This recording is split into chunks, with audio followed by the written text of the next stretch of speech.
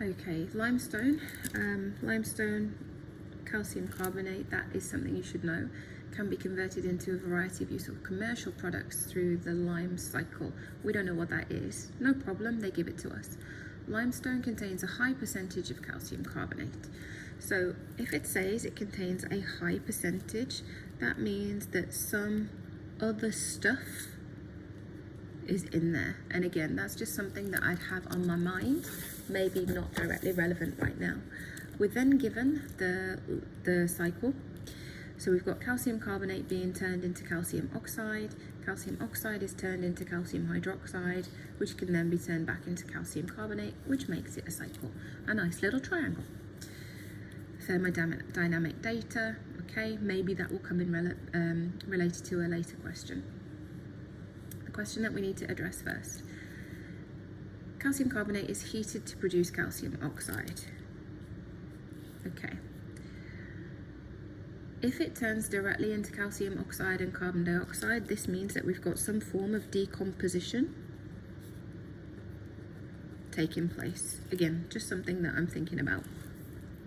Calculate the volume of CO2. So here we're looking at volume of gas.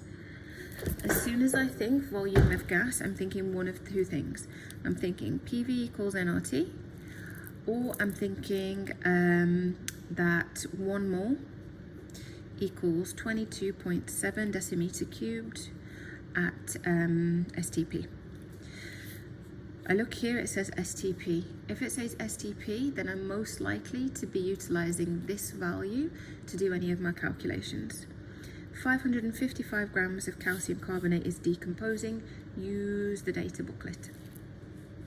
Okay, so if I want to know the volume of CO2 that's produced, so I've got calcium carbonate turned into calcium oxide and carbon dioxide.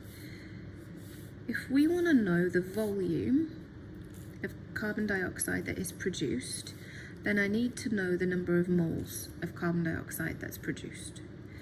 Okay, I don't. So let's go back. What information do we have? 555 grams of calcium carbonate decomposes. 555 grams, that's a mass. Okay. What else do I have? Nothing.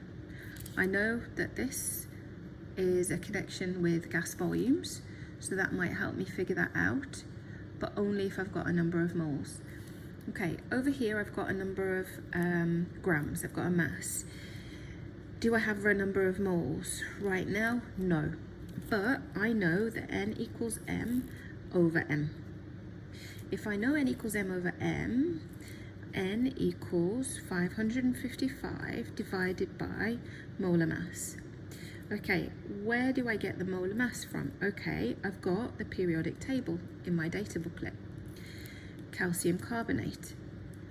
Okay, calcium carbonate, if I add together all of the values, I'm gonna get calcium 40, I think, carbon is 12, and oxygen is 3 times 16, roughly.